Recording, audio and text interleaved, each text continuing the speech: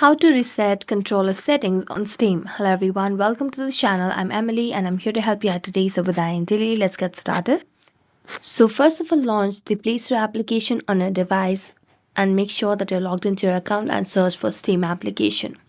As you search for Steam, make sure that you have no option of update over here. As you can see on the screen, there is no option of update, which means we have the latest version of Steam application.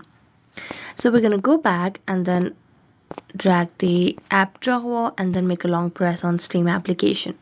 Then tap on app info, and as you tap on app info, it will lead you to a new page where you can see the option of clear data at the bottom right corner of the screen. So tap on clear data and you'll be able to delete all data. After that, you'll be able to reset your controller settings on Steam. If this does not reset, then you can make a long press on power button and then tap on reboot and restart a device, and this might reset controller settings on Steam. So that's it. Thank you so much for watching this video. See you next time.